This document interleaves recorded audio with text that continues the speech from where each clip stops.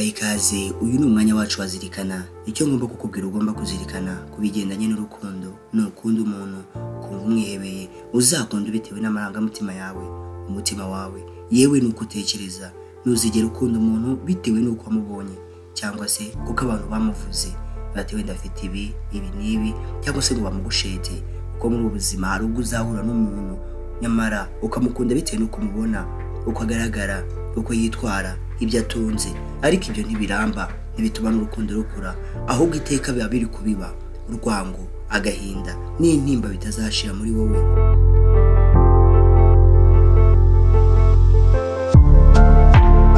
Ariko ukunze umuntu ukunda byibura byagufasha, kuko bibitangiro ry'ibyishimo, umunezero ndetse n'impinduka zidasanzwe.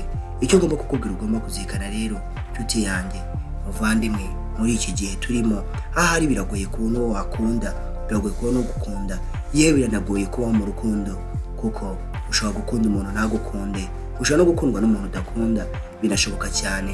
Ushobora nanone gukunda umuntu yewe nawe akagukunda, maze agasigara ikibazo cyo kumenya uko uzabaho mu rukundo.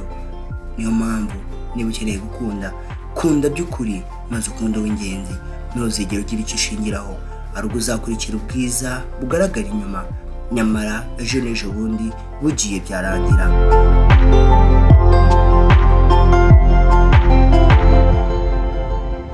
Ntuzakunde mu maso w'umukobwa cyangwa w'umuhungu, kuko ejo yarwara ise. Ntuzakunde imigendere y'umuntu, kuko yakora impanuka. Ntuzakunde imiterere y'umuntu, kuko ibyo nabyo byahinduka. Ahubwo uzakunde imico, imyifatire, imitekerereze, yewe n'imyitwarire.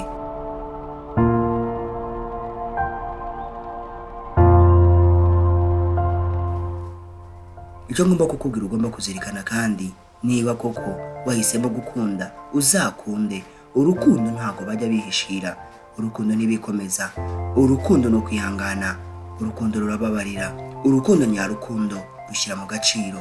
Ntuzigere wumva ko umuntu niba yakosheje igisubizo ari ugutandukana. Ntuzigere wumva ko kandi urukundo niba umuntu yakoze amakosa, kubabarira ari ikosa. Burya mu buzima bwacu nukunda ndetse ukagira n'amahirwe yo gukundwa, uzamenye ko kubaho mu rukundo ugomba kwiga kubabarira, yewe no gusaba imbabazi.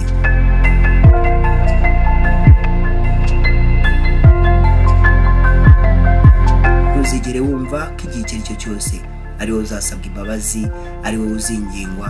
Mu rukundo siko bigenda. Niyo mpamvu umuntu akunda ntabwo wigeze uhitamo umubyeyi ukubyara, ariko Imana yaguhaye guhitamo umuntu wakunda, yaguhaye guhitamo umugore wakubyarira cyangwa se umugabo mwabyarana. Ibyo ni igisobanuro gihambaye kivuze ko gukunda ari uguhitamo.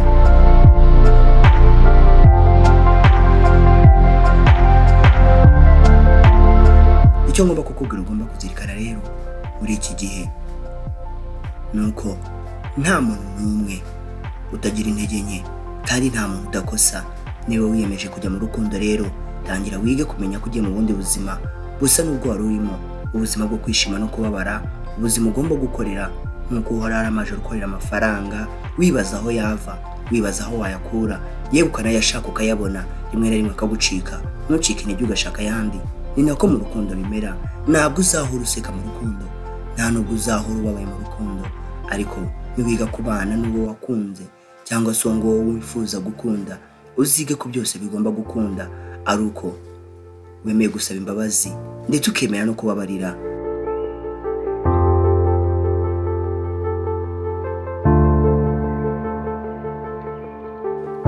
Kandi niwemera kubabarira ndetse ukemera no gusaba imbabazi, ibyo bizana no kumenya kuticuza cyangwa se kutagira inyuro.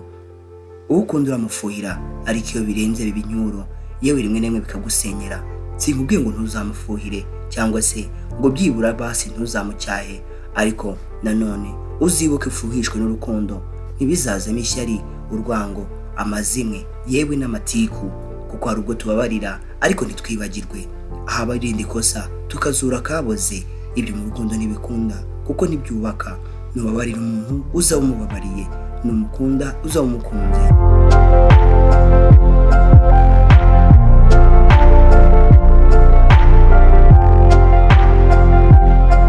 Ni byinshi twavuga kuri zirikana yacu uyu munsi, nakubwaga kugendanye n'urukundo, ariko ikirenze kuri byose, kunda umaramaje kandi ukunde birenze uko abandi babitekereza.